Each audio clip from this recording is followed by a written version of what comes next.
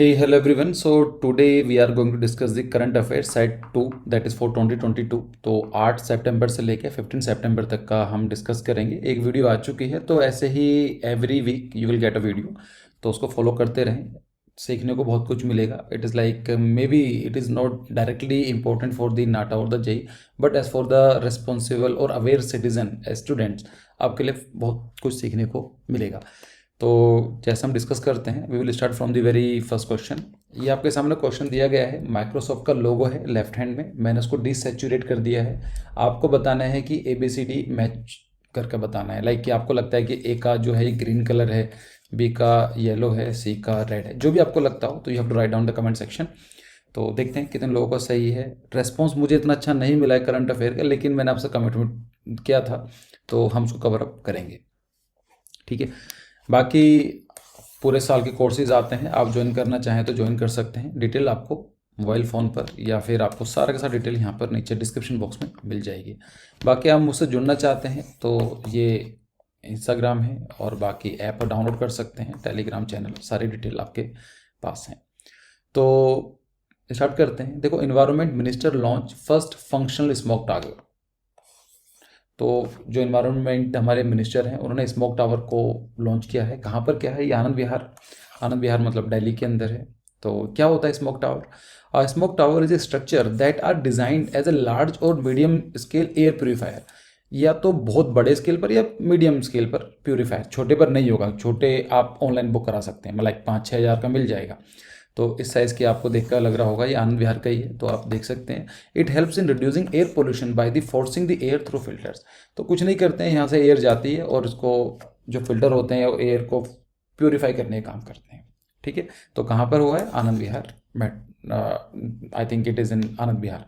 कुछ ऐसा railway station वगैरह कुछ नहीं है, बस आनंद विहार में इंस्टॉल किया गया है। फिर आता है कि जो सितंबर 7 है, तो उसको बोला जाता है international day of clean air for blue sky. तो क्लियर है कि क्या काम होता होगा इसका, इस दिन का। तो the day is facilitated by the UNEP, United Nation environment programme. आपके I will ask you some question, जैसे मैंने माइक्रोसॉफ्ट के बारे में पूछा था, तो उसका जवाब दो। जब तक आप एक्टिवेट नहीं होगे ना, तब तक सीखने का मज़ा भी नहीं आएगा। आपको बताना है कि UNEP का हेडक्वार्टर कहाँ पर है। बहुत इजीली मिल जाएगा। वीडियो को पॉज करो, गूगल पर चेक करो, लिख दो नीचे कमेंट में। ठीक है, तो एक बार लिखोगे तो लाइफ टाइम आपको याद हो जाएगा। तो यू नेवर नो कि ये क्वेश्चन एग्जाम में आ जाए। ठीक है, तो आपका हेडक्वार्टर बताना है। जो इस बार की थीम क्या है? दैट जो हेल्दी एयर और हेल्दी प्लैनेट। तो काम क्या करेगा? जो एयर क्लीन एयर के बारे में बताएगा, उसको अवेयरनेस जनरेट करने की हेल्प करेगा। फिर आता है कि बड़ा इंटरेस्टिंग सा केस है, Supreme Court orders railway to pay compensation if train run late. तो सुप्रीम कोर्ट ने ये बोला है रेलवेज को कि अगर आपकी वजह से ट्रेन लेट होती है तो आपको कंपनसेट करना पड़ेगा। मैं आपको एग्जांपल देता हूँ। एक बार मैं नीदरलैंड से पराग जा रहा था, लाइक चेक रिपब्लिक कैपिटल पराग, और वो ट्रेन 3 घंटे लेट थी। And they give me compensation, like उन्होंने मुझे एक फूड दिया एंड वाटर, और ये सब चीज़ें काफ़ी कुछ मिलती हैं। लाइक कि वहाँ पर 3 घंटे की वैल्यू बहुत ज़्यादा है। एज अ इंडियन हम लोग जानते हैं 3-4 घंटे ज़्यादा फर्क नहीं पड़ता है, लेकिन हुआ क्या था कि इसको हम डिस्कस करेंगे। तो पहले समझते हैं कंटेक्स्ट क्या है। Supreme Court slammed Indian Railways for delaying running of trains and order to pay compensation of 30,000 rupees of a man who missed his flight because of the delay. देखो, इनको सुप्रीम कोर्ट ने ये बोला है कि आपकी वजह से ट्रेन लेट हुई है और उसकी वजह से एक आदमी की फ्लाइट मिस हो गई थी, उसको आपको 30,000 पे करना है। सुप्रीम कोर्ट ने ये ऑब्जर्व किया कि these are the days of the competition as well as accountability. अब हम जो रह रहे हैं 21st सेंचुरी में रह रहे हैं, so there is a big competition as well as there should be an accountability. If public transportation has to survive and compete against the private player. अगर पब्लिक ट्रांसपोर्टेशन को सर्वाइव करना है और compete करना है प्राइवेट प्लेयर से, they are required to improve the system. तो उनको अपना सिस्टम इंप्रूव करना पड़ेगा एंड देयर वर्किंग कल्चर। ऐसा नहीं हो सकता है कि 8 घंटे 10 घंटे ट्रेन लेट चल रही है। Passenger can not be at the mercy of the authorities और द एडमिनिस्ट्रेशन। जो पैसेंजर हैं वो किसी अथॉरिटी या एडमिनिस्ट्रेशन की मर्सी पर नहीं रह सकते हैं। One has to accept the responsibility, और इंडियन रेलवे को जिम्मेदारी लेनी पड़ेगी। केस क्या था? तो what was the issue actually? The apex court has upheld the compensation awarded to a passenger whose train was delayed by the 4 hour. एक आदमी थे, 2016 का केस है ये। ट्रेन उनकी 4 घंटे लेट हो गई थी when he was travelling to Jammu with his family in 2016। वो जम्मू जा रहे थे तो ट्रेन लेट हो गई, तो उनकी वहाँ से क्या हुआ, they miss their flight. As a result they had to take an expensive taxi to Srinagar. उनको जम्मू से श्रीनगर जाना था तो उनको टैक्सी लेनी पड़ी, और टैक्सी ली तो काफ़ी लेट और भी हो गई। They also miss their booking of a boat in Dal lake. तो डल लेक के अंदर आप जानते हैं it is a very beautiful lake. तो following the incidents passenger filed a case with the district consumer grievances forum in Alwar. तो अलवर में उन्होंने केस फाइल करा। तो उसके बाद अभी रिसेंटली सुप्रीम कोर्ट ने बोला है कि the Indian railway has to pay 30,000 rupees थी। ठीक है, फिर नेक्स्ट करंट अफेयर आता है कि सितंबर 8 उसको बोला जाता है इंटरनेशनल लिटरेसी डे। मतलब international literacy day is observe on the September 8 every year in a bit to remind the importance of literacy of individual communities and society, कि लिटरेसी की कितनी इंपॉर्टेंस है as a individual, as a community और as society में। उसको एक awareness या उसकी इंपॉर्टेंस को दिखाने के लिए we celebrate International literacy Day on 8 of September. तो ये किसने करा है? The day was proclaimed by the UNESCO on October 26, 1996। तो बस इतना याद कर लो, काफ़ी है। ठीक है, तो लिटरेसी रेट के बारे में बात करें इंडिया में तो देखो पढ़ लेते हैं। अकॉर्डिंग टू द सेंसस 2011 अपने इंडिया में कितने लोग पढ़े लिखे हैं? तो हम बोलेंगे 74.04, मतलब रफली 74% आर लिटरेट इन इंडिया।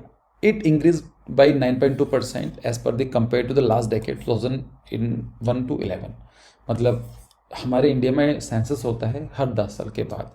तो 2001 का हुआ, फिर 2011 का, और 2021 में होगा। ड्यू टू कोविड शायद डिले हो जाएगा, लेकिन आज नहीं तो कल होगा। UNESCO highlight that India will take another 50 years to achieve universal literacy rate by 2060। तो इंडिया ने यूनेस्को ने बोला है कि 2060 तक इंडिया में यूनिवर्सल लिटरेसी रेट आ जाएगा, मतलब सभी लोग पढ़े लिखे हो जाएंगे। तो अगर हम बात करें इंडिया में लिटरेसी रेट कितना है, तो इंडियाज़ ओवरऑल लिटरेसी रेट 77.7। तो थोड़ा सा डिफरेंस आ सकता है यहाँ पर। क्यों? क्योंकि ये सेंसस 2011 का है और जो रिसेंट रिपोर्ट्स आती हैं उसके हिसाब से ये है, जिसके अंदर अर्बन एरियाज़ में 87.7% है, रूरल एरियाज़ के अंदर 73.5% है। मेल लिटरेसी रेट ज़्यादा है 84% और फीमेल थोड़ा कम है। अगर हम बात करें तो लिटरेसी रेट जो गवर्नमेंट सेंसस के हिसाब से इट इज़ 74%। ठीक है, जिसके अंदर 82 और 65% जो है फीमेल्स हैं। तो अब यहाँ पर आप समझ रहे हैं यहाँ पर क्यों है, क्योंकि जो डेटा है ये 2018-19 आसपास का है और जो ये डेटा है ये 2011 का है। तो जो एग्जाम में क्वेश्चन पूछे जाते हैं नॉर्मली वो सेंसस 2011 या सेंसस 2021 के हिसाब से पूछे जाएंगे, क्योंकि एक ऑथेंटिक डॉक्यूमेंट होता है। Kerala of course top the ranking, followed by Delhi, Maharashtra and Tamil Nadu, और बिहार सबसे बेकार है इस मामले के अंदर एजुकेशन मतलब लिटरेसी रेट के अंदर। तो Bihar as a literacy rate of 63.8% और लगभग आधी वुमेन जो हैं वो इलिटरेट हैं, पढ़ी लिखी नहीं है। ठीक है, तो ये फैक्ट आई थिंक आपको अच्छे लगे होंगे। आगे देखते हैं इंडियन रैंकिंग 2021 ऑफ NIRF। तो ये पूछा जा सकता है NIRF की फुल फॉर्म क्या है, नेशनल इंस्टीट्यूशनल रैंकिंग फ्रेमवर्क। तो कुछ मुझसे बच्चे क्वेश्चन कर रहे हैं कि क्या सर आर्किटेक्चर कॉलेज के लिए NIRF की रैंकिंग को सोचा जा सकता है, उसको ध्यान रखा जा सकता है? तो मुझे लगता है कि आर्किटेक्चर थोड़ा डिफरेंट डिसिप्लिन है, हाँ इसको ध्यान रखना चाहिए, लेकिन it should not be the sole criteria to decide your college. होता क्या है देखो, NIRF जो Indian ranking 2021 has been announced for 11 categories. तो अराउंड 11 कैटेगरीज में अनाउंस की गई है, जैसे ओवरऑल सब कुछ मिला उला के, फिर यूनिवर्सिटी लेवल पर management, pharmacy, college architecture, engineering, medical area, मतलब Atal ranking of the institution of the innovation achievement, law and research institution. Broad categories adopted to rank the college, university and institute are. हम अब कैसे decide करते हैं कौन सा college अच्छा है कौन सा कॉलेज पीछे है? उसमें कुछ क्राइटेरिया होते हैं, आई थिंक 6 क्राइटेरियाज हैं। लाइक टीचिंग कैसी है, वहाँ की लर्निंग कैसी है, लर्निंग एंड रिसोर्सेज एक ही है ये। ग्रेजुएशन आउटकम्स कि कितने लोग ग्रेजुएट हो रहे हैं, रिसर्च एंड प्रोफेशनल प्रैक्टिसेस कितनी है, आउटरीच कितनी है, और इंक्लूसिविटी एंड पीयर परसेप्शन कि लोग उसके बारे में कैसे सोचते हैं। तो देयर आर अराउंड 6 क्राइटेरियाज, उनके हिसाब से एक बेसिक से फ्रेमवर्क बना लेते हैं। पूरे इंडिया में अराउंड 6000 कॉलेजेस हैं या यूनिवर्सिटीज़ हैं जो पार्टिसिपेट करती हैं, जो करी हैं 2021 के रैंकिंग में। ठीक है, तो कौन कौन सी हैं? अगर हम बात करें, आईआईटी जो मद्रास है has top the list in the engineering categories for the 6th consecutive year. तो पिछले 6 साल से आईआईटी मद्रास इंजीनियरिंग कैटेगरी के अंदर बेस्ट परफॉर्मर रहा है।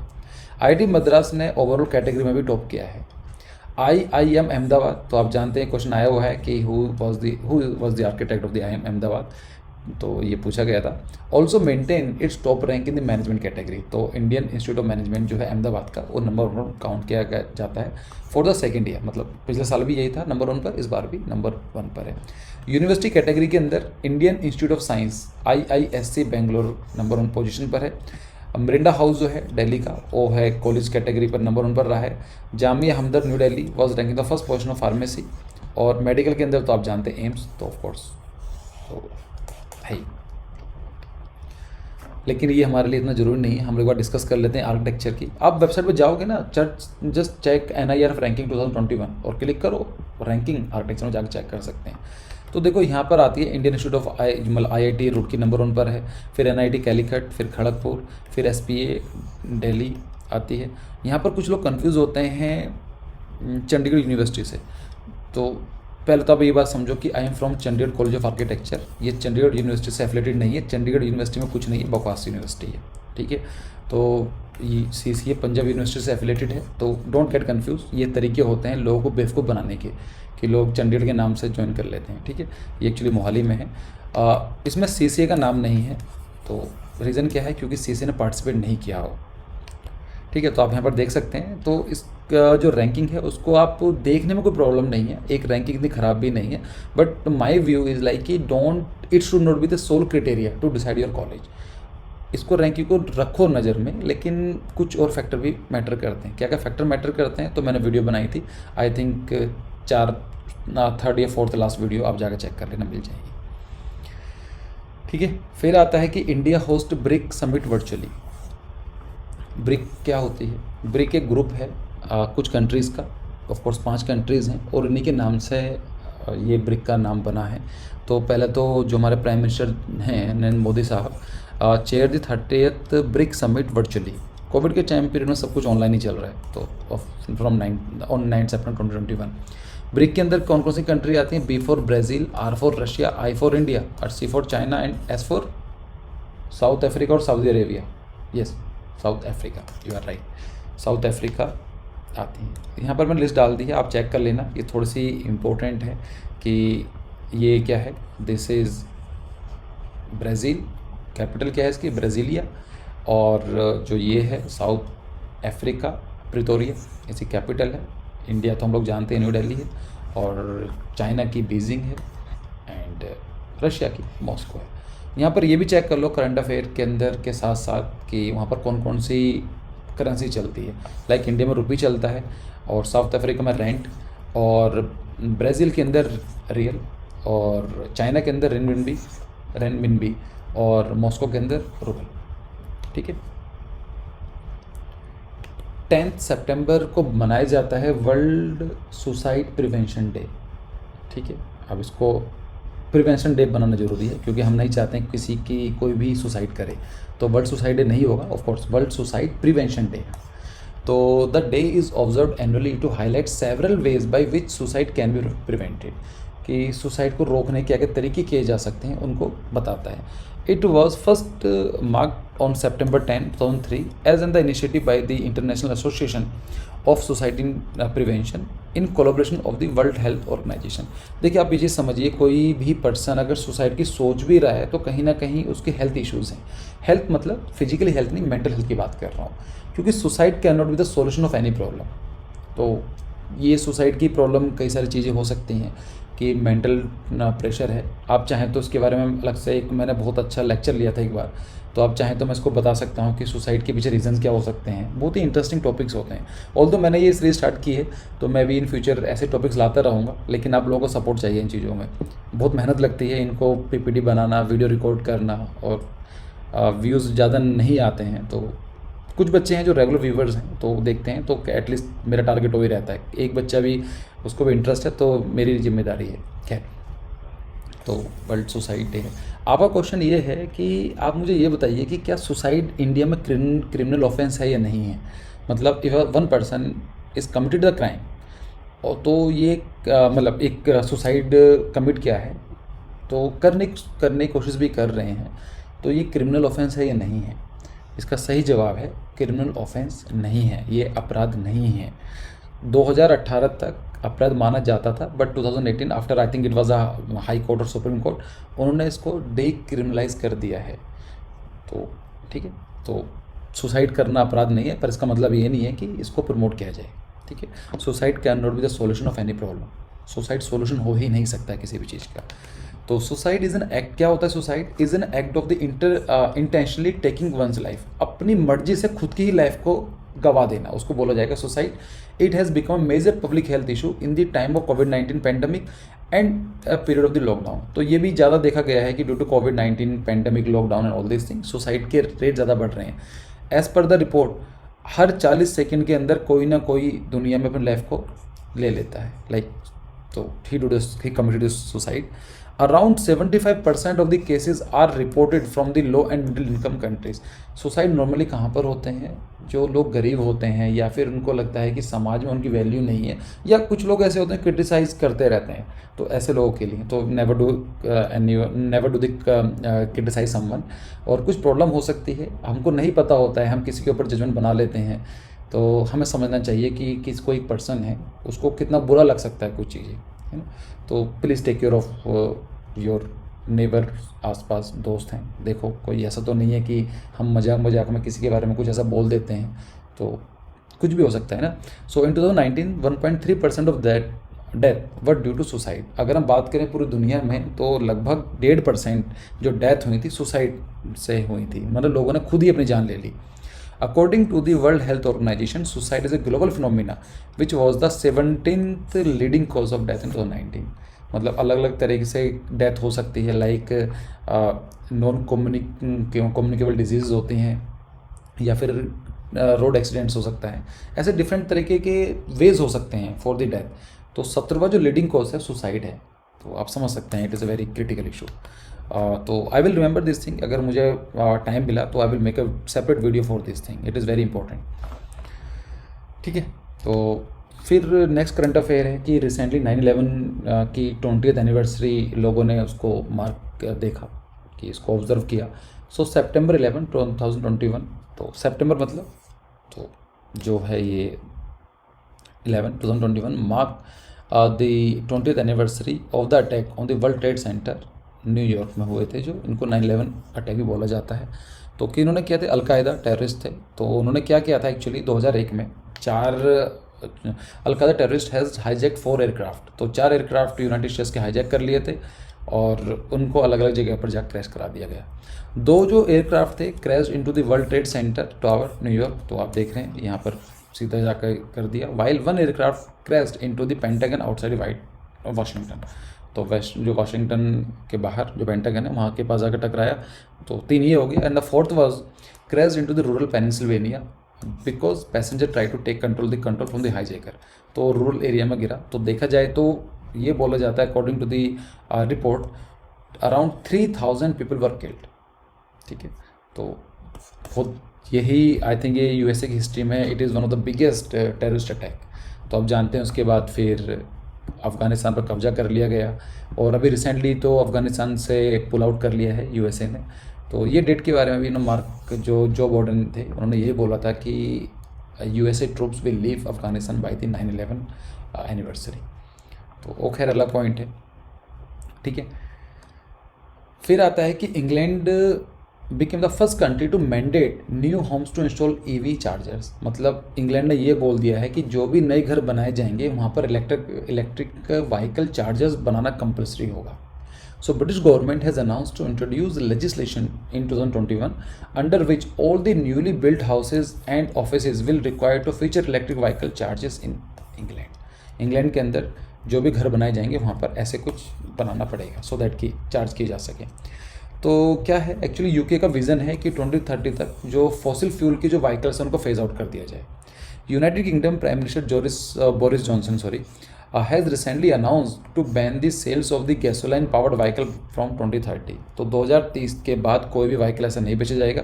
Nothing the future of the personal mobility on the electrical vehicle. The ban on the gasoline vehicle has initially been proposed by 2040. तो 2040 तक सोचा गया था, लेकिन 10 साल उसको जल्दी कर दिया गया। ठीक है, तो ये क्वेश्चन भी ऐसे पूछे जा सकते हैं, जैसा पूछा गया था कि which was the first country become the corona free, तो ऐसे ही पूछ सकते हैं। तो बाकी कुछ इन्फॉर्मेशन पता भी होना चाहिए। छोटा सा करंट अफेयर है पॉलिटिकल इश्यूज़ में कि जो न्यू सीएम हैं गुजरात के, उनका नाम भूपेंद्र पटेल जी हैं।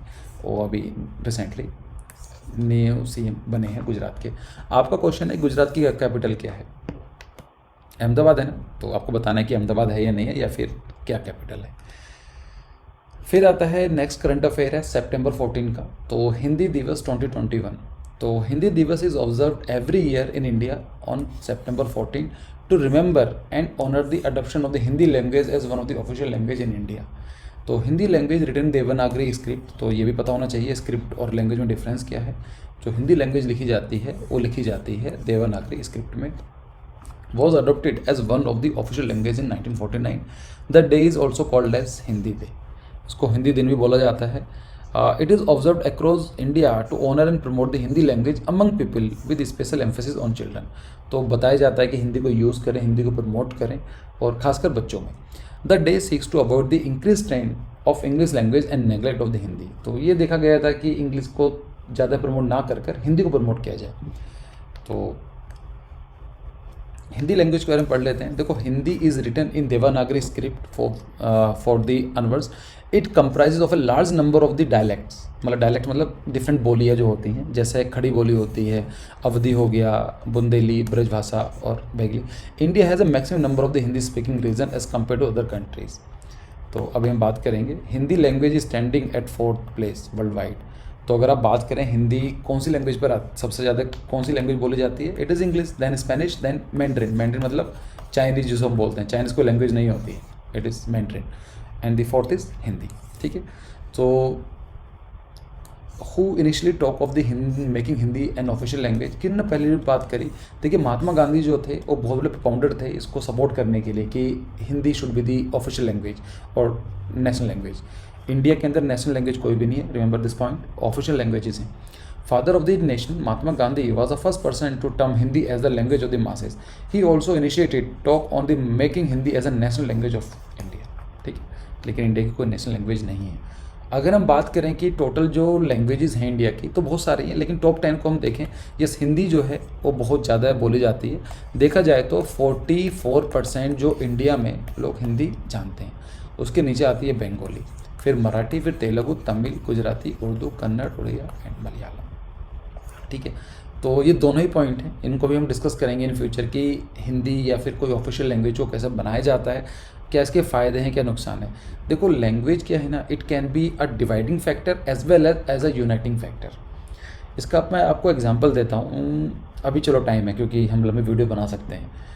देखो, लैंग्वेज यूनिटी भी प्रमोट करता है और डिवीज़न भी प्रमोट करता है। आपको पता होगा कि after 1947 India was partition, 2 part में, पाकिस्तान और इंडिया। पाकिस्तान भी 2 पार्ट में था, एक था वेस्ट पाकिस्तान और एक था ईस्ट बांग्लादेश, मतलब इसको ईस्ट पाकिस्तान बोला जाता था। जो वेस्ट पाकिस्तान था, जो प्रेजेंट डे पाकिस्तान का है, वहाँ पर उर्दू लैंग्वेज चलती थी, और जो यहाँ पर जो बांग्लादेश है वहाँ पर बंगाली लैंग्वेज चलती थी। Due to the difference of the language आपस में कभी कनेक्टिविटी हो ही नहीं पाई, यूनिटी आ ही नहीं पाई। और आप जानते हैं कि 50 साल कंप्लीट हुए हैं दिस 2021, क्योंकि 1971 में उसको बोला जाता है liberation war of the Bangladesh. तो यहाँ पर 1971 में बांग्लादेश एक न्यूली इंडिपेंडेंट कंट्री रिकॉग्नाइज किया गया by the Indian government of course. तो 50 साल कंप्लीट हुए हैं बांग्लादेश को बने हुए। तो यहाँ पर आप देखेंगे लैंग्वेज ने कितना डिवाइड कर दिया है। यहाँ पर आपने एक चीज़ नोटिस करी होगी कि इंडिया और नेपाल के रिलेशन काफ़ी अच्छे रहते हैं। क्यों? इंडिया और नेपाल के अंदर रीज़न क्या है, वहाँ पर लैंग्वेज काफ़ी सिमिलर है। तो लैंग्वेज ऐसा भी होता है, जब मैं यूरोप में था तो मैं नॉर्मली वहाँ पर हिंदी लोग कम बोलते थे, लेकिन मैं कहीं पर भी हिंदी में बोलता था या किसी रेस्टोरेंट में जाता था तो मुझे हमेशा कहीं ना कहीं कुछ ऐसा कॉम्प्लीमेंट कुछ मिल जाता था। लाइक अगर मैं कोई रेस्टोरेंट में जा रहा हूँ एंड दे नो कि आई एम फ्रॉम इंडिया और आई एम स्पीकिंग हिंदी, तो वो मुझे कुछ ना कुछ एक तरह से अच्छी बातें करते थे। तो कहीं ना कहीं फ़र्क पड़ता है इन चीज़ों का भी। आपने भी नोटिस किया होगा, जो the students from the south India, if they are visiting in north India and they found कि एक बंदा है जो उड़िया या मलयालम या कन्नड़ लैंग्वेज बोल रहा है, तो दे विल फील यूनाइटेड। ऐसा होता है, ठीक है। फिर नेक्स्ट है current affair. IIT Bombay launch project उड़ान। तो ये एक प्रोजेक्ट उड़ान लॉन्च किया गया है आईआईटी बॉम्बे के द्वारा। किस लिए? To on the occasion of the Hindi Diwas, तो सितंबर 14 की या उसमें सेलिब्रेट करने के लिए। Project Udaan was launched with the aim of breaking the language barrier that many student face while joining the institute of the higher education. होता क्या है कि आईआईटी बॉम्बे या कोई सारे आईआईटीज या मल्टीपल जो अच्छे कॉलेजेस हैं, the students are coming from the different part of the country. किसी की हिंदी अच्छी नहीं होती है, किसी की इंग्लिश अच्छी नहीं होती है, कोई डिफरेंट डायलेक्ट में बात करते हैं। तो जो प्रोजेक्ट उड़ान है क्या करेगा? Project Udaan enables the translation of the text books and the other study material of the engineering and other streams from English to Hindi. तो जो ऐसी बुक्स हैं जो इंग्लिश में लिखी गई हैं और जो लोग इंग्लिश नहीं जानते हैं, तो उनके लिए उनको ट्रांसलेट करने का काम करेगा, ठीक है। मुझसे कई बार बच्चे बोलते हैं कि sir please speak in English, but I try actually. जितना हमारा जो कंटेंट होता है it is written in English only, तो आई कंसिडर कि बच्चों को प्रॉब्लम नहीं आनी चाहिए। लेकिन प्लीज़ ट्राई टू अंडरस्टैंड कि हमें Hindi, like there are some student they can only understand Hindi, तो हमें उनका भी ध्यान रखना होता है। वैसे मैं ट्राई करता हूँ कि जो मैं बताना चाहता हूँ, जो मेन पॉइंट है, उनको मैं ट्रांसलेट करके आपको हिंदी और इंग्लिश में बता सकूँ। लेकिन कभी कभी ऑफकोर्स जब हम दोनों चीज़ों को बैलेंस करने की कोशिश करते हैं तो कहीं ऊपर नीचे हो सकती है। बट अगेन चलो, फिर आता है कि सितंबर 15 का है इंजीनियर्स डे, सेलिब्रेट किया गया 2021, मतलब 15 सितंबर को। तो engineers day is being observed on September 15 to mark the birthday of Shri Mokshagundam Visvesvaraya, ठीक है। So India has been celebrating the engineers day on this 15 of September, मतलब कल के दिन की बात कर रहा हूँ मैं, फ्रॉम 1968। तो ये जिनका बर्थडे सेलिब्रेट किया जाता है वो इंडिया, श्रीलंका और तंजानिया में भी सेलिब्रेट किया जाता है। He is more commonly known as Shri MV. He was an Indian civil engineer and statesman, तो इंजीनियर थे, civil engineer. He served as the 19th Dewan of the Mysore from the 1912 to 1919। He pursued his degree of the third oldest engineering college in Asia. उनका नाम क्या था? College of engineering, Pune. He also received India's highest honour that is Bharat Ratna. देखिए कई सारे हमें awards मिल सकते हैं इंडिया की तरफ से। सिविलियन होता है, मिलिट्री अवार्ड होते हैं, कई सारे होते हैं। तो सिविलियन अवार्ड जो है सबसे बड़ा जो अवार्ड होता है that's called the Bharat Ratna. उनको मिला था 1955 में। तो इवन किंग जॉर्ज जो 5 थे, उन्होंने नाइटहुड दिया गया था, सर का भी उनको दिया गया था। कुछ चीज़ें ऐसी होती हैं जो मैं आपको पढ़ाने के साथ साथ खुद पढ़ता हूँ। तो मैं ऐसी आर्टिकल पढ़ रहा था, मैंने सोचा ऐसा क्या उन्होंने काम किया था। तो why India celebrate engineers day on the birth anniversary of mister Visvesvaraya. तो उनको बोला जाता है the father of the Indian engineering. तो ठीक है, इंडियाज़ ग्रेटेस्ट सिविल इंजीनियर भी रहे हैं। इन्होंने हैदराबाद सेवियर को बोला जाता है। मतलब उन्होंने क्या था आप देखेंगे यहाँ पर, तो कृष्ण राजा सागरम डैम बनाया गया था और इन्होंने हैदराबाद के like he was a chief designer of the flood protection system for the city of Hyderabad. ठीक है, तो पढ़ लेना इनको भी। Inventor of the block system, पानी को कैसे ब्लॉक किया जाता है, इनके लिए भी सिविल इंजीनियर थे। तो ऑफकोर्स भारत रत्न भी इनको मिला था 1955 में, आई गेस, है ना, 1955 में। और रिमेंबरिंग द लेजेंड। और अब्दुल कलाम जी ने एक बार बोला था कि some of the brightest mind in the country can be found on the last bench of the classroom. तो मैं कहीं से कहीं प्रमोट नहीं कर रहा हूँ कि अगर आप अच्छा पढ़ रहे हैं तो पढ़ाई छोड़ दो, लेकिन आपके नंबर कम आए हैं आज तक, इसकी कोई मतलब नहीं है, या हम गारंटी से नहीं बोल सकते हैं कि आगे आप अच्छा नहीं कर पाओगे। ठीक है, तो जब से पढ़ाई करना स्टार्ट करते हो तब से ही लाइफ चेंज होना स्टार्ट हो जाती है। तो खैर, और करंट अफेयर 2-3 करंट अफेयर और रहते हैं, थोड़ा सा बने रखो।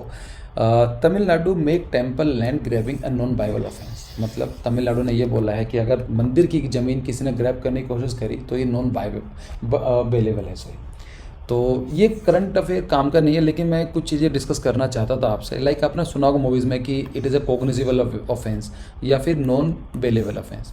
देखो, नॉन बेलेबल ऑफेंस का मतलब होता है कि आपको बेल नहीं मिल सकती है। मतलब ऐसा आपने क्राइम किया गया है, सीरियस क्राइम है, तो आपको बेल नहीं मिलेगी, आपको जेल में जाना ही पड़ेगा, उसके अंदर कोई बेल नहीं मिलेगी। ठीक है, जो सीरियस क्राइम्स होते हैं उनके लिए ऐसा होता है। जैसा डाउरी केस है, नॉन बेलेबल है। किसी लेडी ने अगर डोरी का केस लगा दिया है तो नॉन बेलेबल है, ठीक है। फिर आता है कोग्निजिबल। कोग्निजिबल का मतलब क्या होता है? इसका मतलब होता है कि जो पुलिस ऑफिसर है उसको किसी भी पर्सन को अरेस्ट करने के लिए, इन्वेस्टिगेट करने के लिए ऑर्डर की ज़रूरत नहीं है। आपने मूवीज़ में देखा होगा कि उनके पास है या नहीं है, कि बोलते हैं ना कि आप हमें दिखाइए कि आपके पास ऑर्डर है या अरेस्ट करना ही है। तो ये नॉन कोग्निजिबल जो ऑफेंस होता है उसके लिए चाहिए होता है, बट एक कोग्निजिबल ऑफेंस के लिए आपको कुछ भी, जो इंस्पेक्टर है, पुलिस इंस्पेक्टर है, उनको कोई भी डॉक्यूमेंट की ज़रूरत नहीं है। They can directly arrest someone, ठीक है। ये कब होते हैं? जैसा मर्डर हो गया, रेप हो गया या फिर किडनैपिंग, जो सीरियस क्राइम्स होते हैं उनके लिए किया जाता है। आई थिंक समझ में आया ना क्यों मैंने करंट अफेयर लिया, कि आपको थोड़ा पता चल सके कोग्निजिबल और नॉन बेलेबल ऑफेंस क्या होता है, ठीक है। Last current affair, Noida authority plans to introduce innovative ways for waste collection. तो आज का लास्ट क्वेश्चन आपसे यही है कि नोएडा की फुल फॉर्म क्या है, आपको बताना है what is the full form the Noida. तो नोएडा ने क्या, करंट अफेयर क्या है? Noida authority plans to introduce innovative ways to waste collection. देखो, वेस्ट कलेक्शन बहुत बड़ा इशू है हमारे इंडिया के अंदर, तो एक नया तरीका खोजने की कोशिश की गई है। तो क्या होगा? The greater Noida authority has plan to introduce innovative ways to door waste collection efficiently. Innovative method comprise of the high tech features such as, आप एक QR कोड मिलेगा घर के बाहर एक QR कोड लगा देंगे, और GPC लगाया जाएगा, CCTV कैमराज लगाए जाएंगे, जिससे आप देख सकें कि गाड़ी GPS भी होगा। GPC आई थिंक GPS होगा, ये सिस्टम है, क्या है, GPS होना चाहिए मेरे हिसाब से। तो उसमें यह है कि ग्लोबल पोजिशनिंग सिस्टम, ये भी याद रखो GPS की फुल फॉर्म क्या होती है, पूछे गए हैं नाटा के अंदर।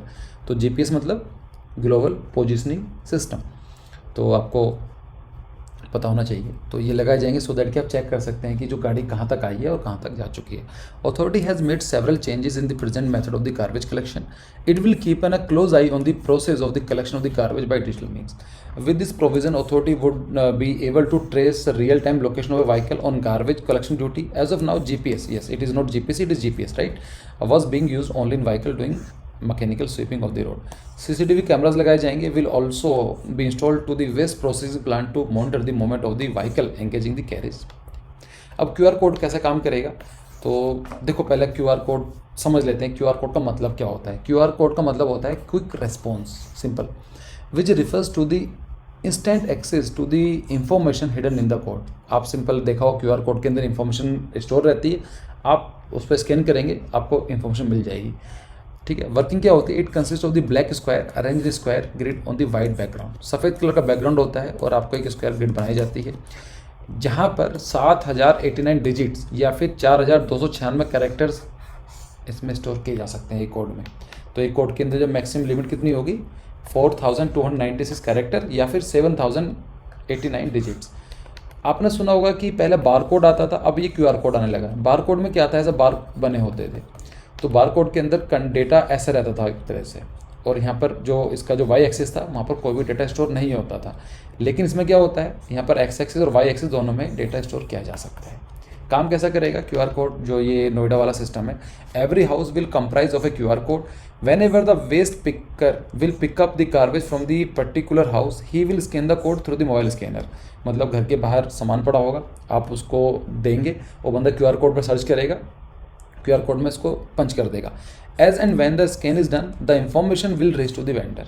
और जैसे ही हुआ कि ये सामान पिक हो चुका है, ये वेंडर के पास पहुंच जाएगी। The vendor will compile the information and provide monthly information to the authority.